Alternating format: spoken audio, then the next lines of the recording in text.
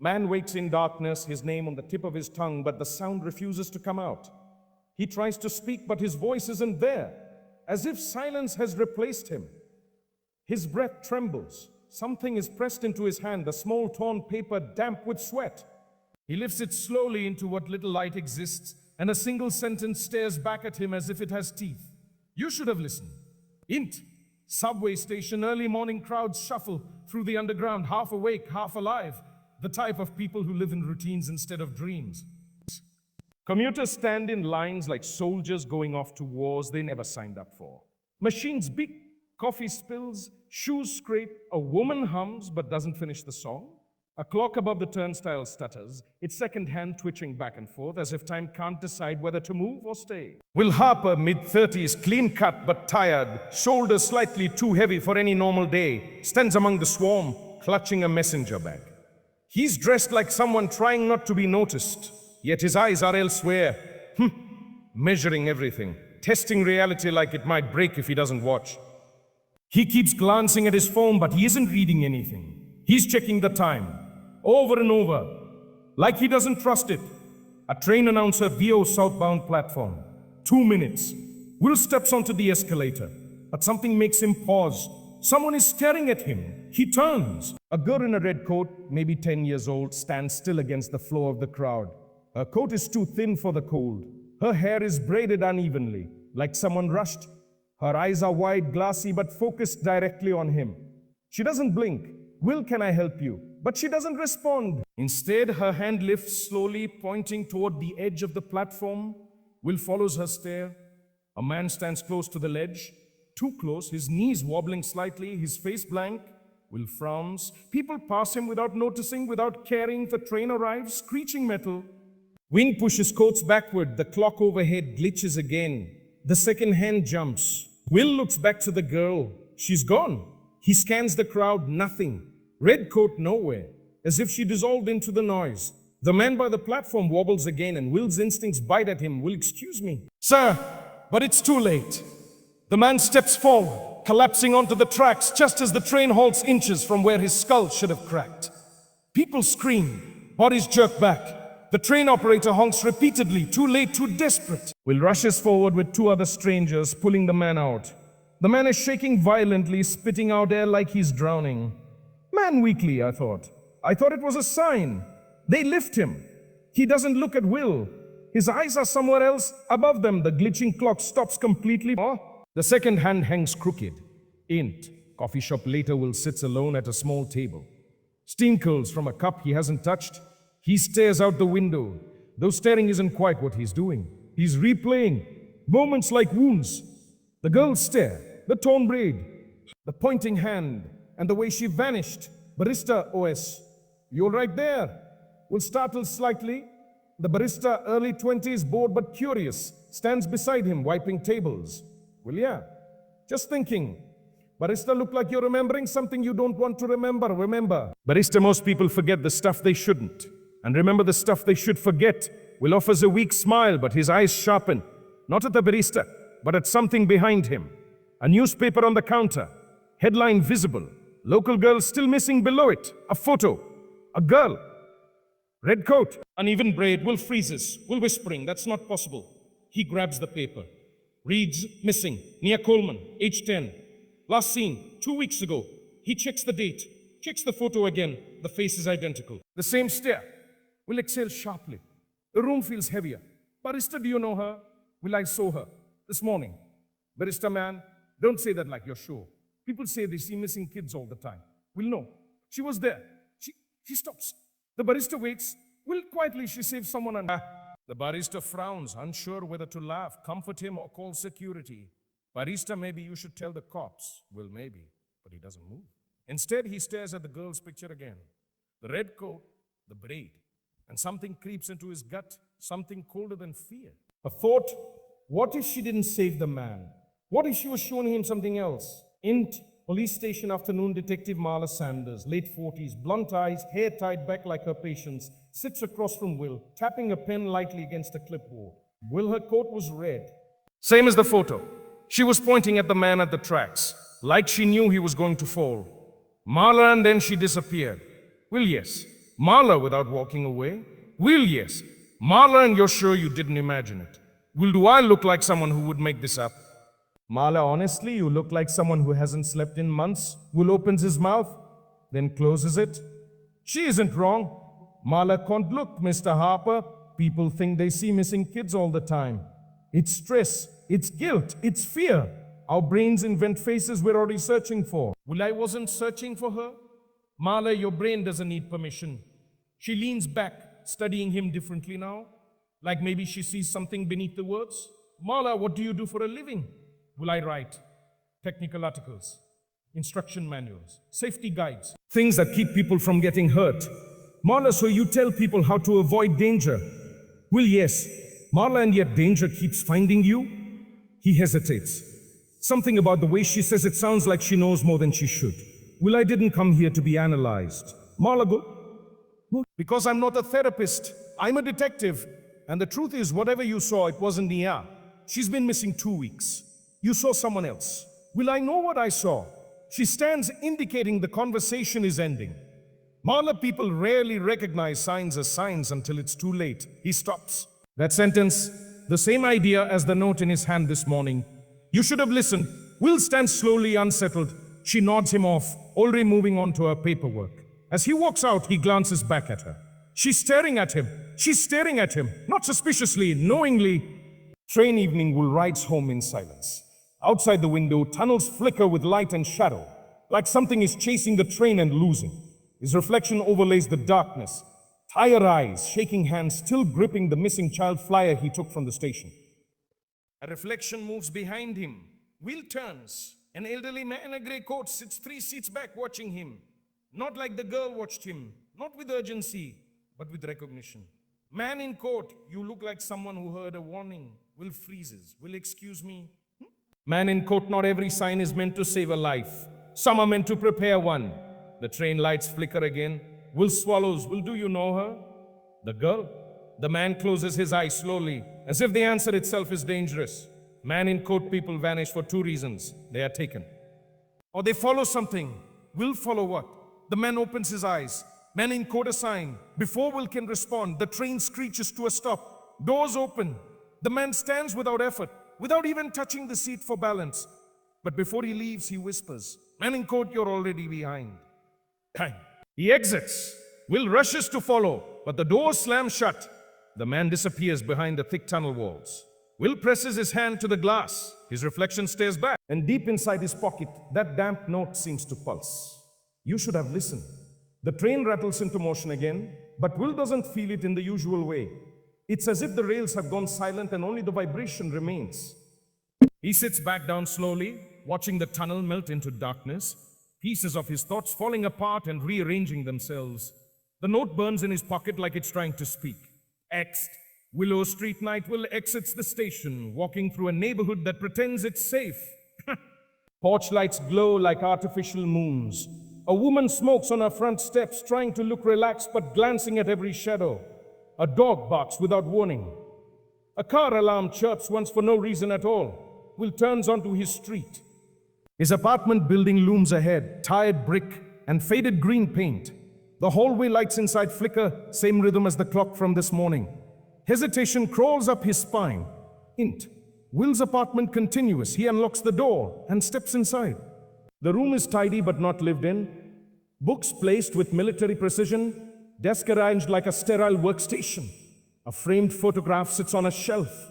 Will standing next to another man, nearly identical features but different energy. The man in the photo has a brightness in his eyes Will doesn't. Will stares at the picture. Will soft, you'd know what to do. He sets his bag down and opens the window to let air in. The evening breeze feels colder than expected, colder than weather should be. As if something rode the wind inside. He moves to his desk, flips open the missing girl flyer again. Near Coleman, 10, last seen walking home from school. Red coat. He remembers her face from the platform. The unblinking stare. Not afraid. Not desperate. Warning. His phone buzzes suddenly, startling him. An unknown number. He hesitates before answering. Hello? A faint sound on the other end, static like wind moving through wires. Voice distorted. Did you see her again? Will's heart seizes. Will, who is this? Voice, you should have listened. Will shoves the phone away from his ear as if it might bite him, then slams the call off. His breathing spikes, chest tightening, dizziness creeping in. He drops the phone on the desk like it's poison. The breeze outside shuts suddenly, the window slamming shut on its own. Will's eyes widen. Int. Bathroom moments later, Will splashes water on his face, gripping the sink. His reflection looks wrong, like the lighting changed only for him. He stares into his own eyes, searching for something he doesn't know how to name. His phone vibrates on the counter, screen face down. He doesn't want to touch it, but finally picks it up. A text message, "You're running out of time." No number, no source. Will nearly drops it. Will, what is happening? The phone vibrates again. Another message. Find the next one before she does. Will, the next what? No answer. He waits. Nothing. Just silence. He looks at himself again in the mirror. His reflection's shoulders rise a second slower than his own. Will stumbles backward. Int.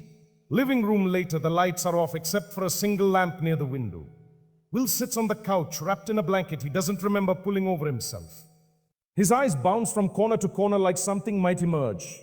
He stares at the note again. It's inked strangely darker than before. You should have listened. The words look wet, fresh, yet they weren't written in front of him. He picks up the missing child flyer. A new detail pricks his mind. Something he missed. The picture of Nia on the flyer, behind her in the blurred background, a building corner. A sign. Will zooms in with his phone. The sign reads, Fellowship Community Center. Will, that's across town. His mind clicks into place like a lock turning. The message, find the next one before she does. The girl wasn't saving the man. She was pointing at danger. She was showing him who would be next. Will grabs his coat, adrenaline slamming into his veins. Xed. Street minutes later, Will hurries through the night. Phone guiding him with a shaky GPS arrow. Cars hiss by, honking at nothing. A cyclist speeds past him, nearly clipping his arm, but doesn't look back. The community center sits at the end of the road, dark except for a single amber hallway light leaking through the glass doors. Int. Fellowship Community Center continuous. The place smells faintly of mop water and old basketballs. One old caretaker sweeps near the end of the hallway, headphones in. He nods at Will without interest. Will scans the hallways, searching for what? Another child, another event, another sign. His hand shakes slightly.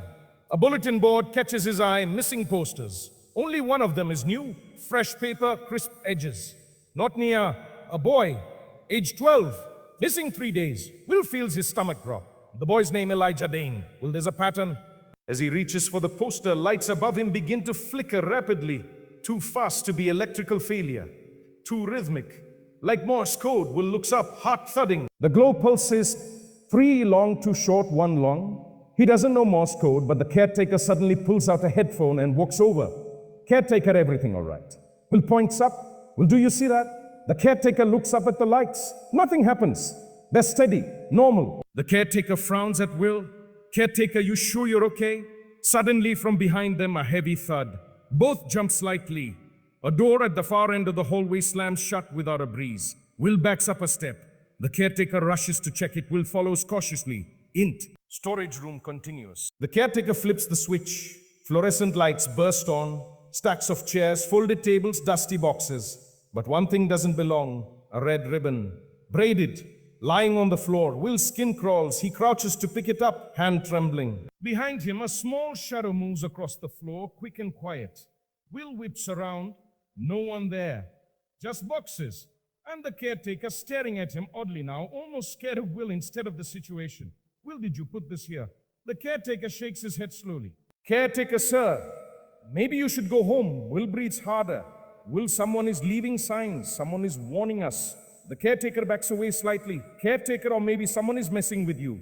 Will grips the ribbon tight. Will, no.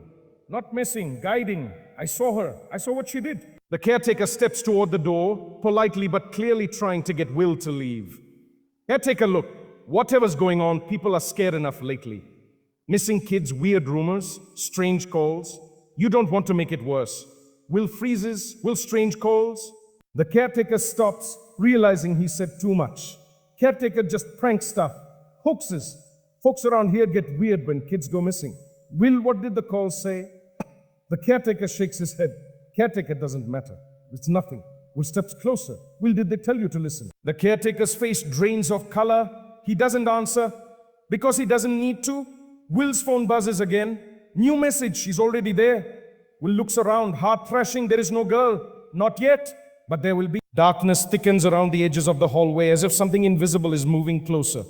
Will grips the ribbon and the flyer.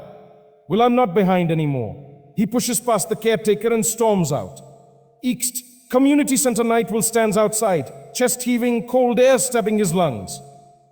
His mind races. Find the next one before she does. He looks at Elijah Dane's poster again. Something catches his eye. A date. Elijah went missing the same day the clock at the train station first started glitching. The same day Will started waking up at night with no memory of his dreams. The same week the calls began in town. It wasn't coincidence, it was escalation. The wind picks up, whipping leaves down the street like something in a hurry. Will whispers to the air, Will, what are you telling me? But the air doesn't answer, not with words. Just with the sudden, sharp movement of a street lamp flickering at the end of the block, going out one by one, moving toward him like a countdown. The last one above him goes dark, black. Will sprints down the dark street, his breath ragged, lungs punching against his ribs as if trying to escape. Each lamp he passes flicks back on after he's beneath it, as though the darkness only wants him when he's still. His footsteps echo unnaturally loud, as if amplifying through a tunnel that isn't there. He doesn't stop running until he reaches a busy intersection, cars hissing by. Light and noise return to the world like nothing unnatural ever happened. People walk past him, immersed in their own nights, oblivious to the terror trailing behind him like a shadow with a heartbeat. Will bends over, hands on knees, gasping. His phone buzzes again. He doesn't check it. He's afraid he already knows what it will say. A horn blares. Will jerks upright in time to see a car nearly clip him. The driver rolls down the window, red-faced and furious. Driver, you trying to get killed? Will doesn't answer. The driver peels off, tail lights burning red into the distance like molten eyes. He stands at the corner trembling. And then across the street, he sees something that freezes him completely. A silhouette, small, still, a child. He can't make out details in the dark, but the size, the posture, it's a child staring right at him. Will moves closer, carefully trying not to blink. A bus thunders past, blocking his view for 3 seconds. When it's gone, the child is gone too. Not walking away, just gone. Will's fear thickens into something different. Not panic, not confusion, purpose, int. Will's apartment. Later, Will circles his living room, pacing like an animal caught between escape and attack. The ribbon lies on the coffee table next to the missing flyers. Near, Elijah, the note, the stranger on the train, Detective Sanders, the calls, the moss-like lights, the disappearing girl. He spreads everything out like pieces to a puzzle, but there are no edges, no frames, nothing to anchor them. Only the center seems obvious. He was meant to see it. He sits on the couch, hands gripping his hair. His breath shakes. Will whispering, why me? His phone vibrates on the table. One message appears, you were the first one to ignore it.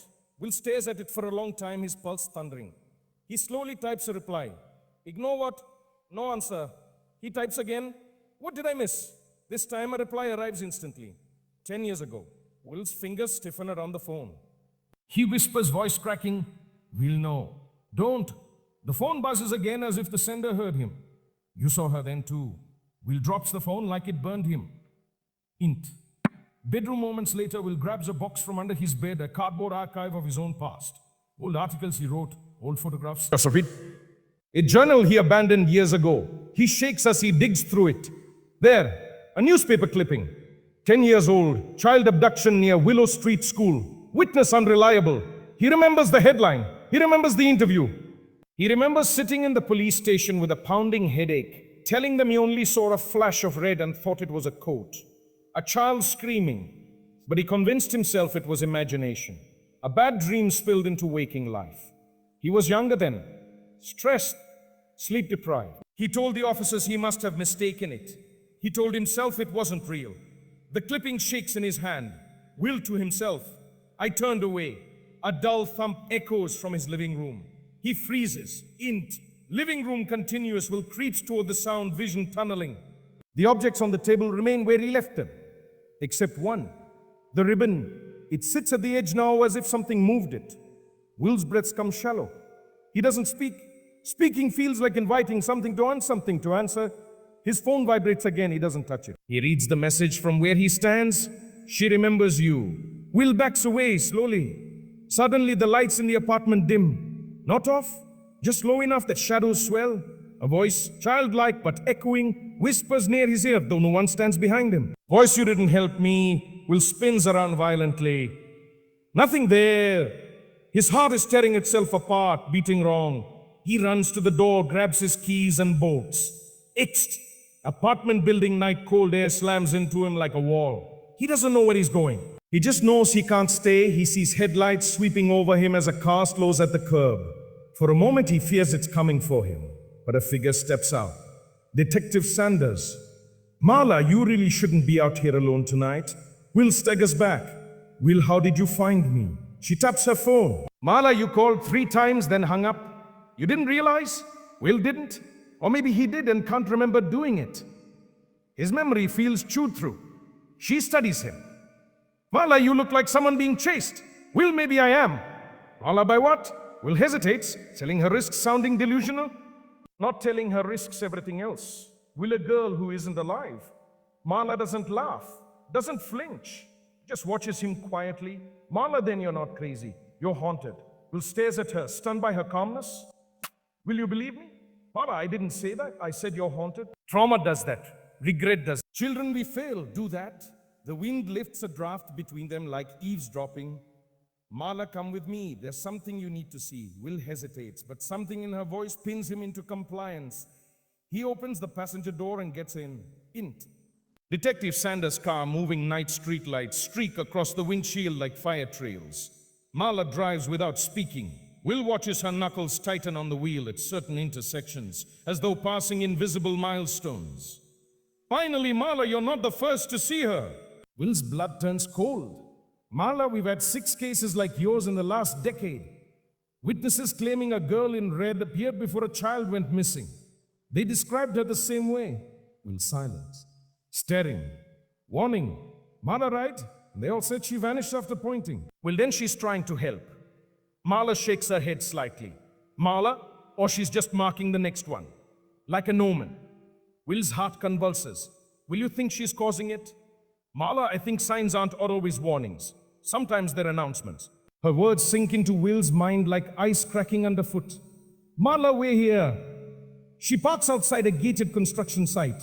Unfinished, abandoned, a chain-link fence blocks the entrance. A sign reads, future site of Willow Heights Apartments will swallows. Something about the name clause at his memory. Why here? Marla stares ahead. Marla, because 10 years ago, before they tore it down, this was the Willow Street School playground. Will collapses inside himself. The place where he ignored the scream, where the coat disappeared, where a child vanished forever, where he turned away. Marla steps out of the car. Will follows reluctantly as if gravity pulls him toward the site. Ext. Construction site, continuous cold air weaves through the fence holes. The moon hangs above, overly bright, casting sharp black shadows from the metal beams and half-built pillars. Marla shines a flashlight through the gap. Marla, you weren't the only one who saw something that day. But you were the only adult. Will grips the fence, knuckles whitening. Well, I didn't know, Marla, you suspected. But you told yourself no. Those last 4 words feel like hands clamping around his throat. Marla turns to him fully now, eyes not sharp, not harsh, just seeing him. Marla, you're not here to chase a ghost. You're here because she's finally chasing you back. Will trembles. Will, what does she want? Marla's voice softens. Marla to finish what was started. Will steps back, dread boiling in his veins. Voice childlike behind them. You should have listened. Will and Marla whirl around. A figure stands just beyond the fence. Small, red coat, head tilted. Near, but the face isn't just a child's. It holds 2 sets of expressions layered together like 2 lives sharing one skull. Sadness and fury, pleading and vengeance. She raises her hand, not pointing at Will, pointing past him, toward the construction site, toward the spot where the old playground once stood, and toward someone else. Another child. Will follows her gaze. A boy stands near the dirt mound, confused, looking around. Elijah Dane. Will shouts, Will, hey, get away from there. Elijah. The boy turns, startled. Will sprints toward him, finding the gate unlocked now. Though it was locked seconds earlier, he burst through. Marla will, but Will doesn't stop. He races across the site, stones flying under his shoes. Elijah backs away frightened. Elijah, who are you? What's happening? Will slows enough not to scare him further. Well, I'm here to help you.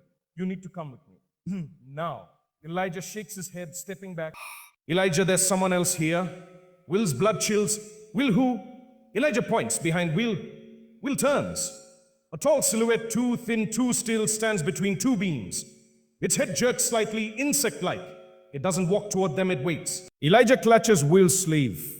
Elijah, she told me he follows the one she finds. Will pulls Elijah behind him. Will run. He doesn't look back. He doesn't need to. He can hear it moving now. Not footsteps, dragging, as if something with too many limbs or none at all crawls along the gravel. Will forces Elijah toward the fence. Mala yanks it open wider. They stumble out together, collapsing onto the pavement. The dragging sound stops. Silence. Will dares to look back. Nothing stands there. Just empty beams. Just shadows. But the girl is gone too. No red coat, no eyes, no sign. Marla helps Elijah up, breath shaking. Marla, we need to go. Now, Will nods, gripping Elijah's arm protectively. As they rush to the car, we'll see something on the ground where the girl stood before. A new ribbon. Braided. He picks it up instinctively, and it's warm, like something alive. When he looks up, Elijah is staring at him with frightened recognition. Elijah, you didn't save her last time. Will feels the world closing in. He nods once painfully. Will, I won't make that mistake again. Behind them, the construction site lights turn on all at once, illuminating nothing but empty earth. As if something beneath it is waking up.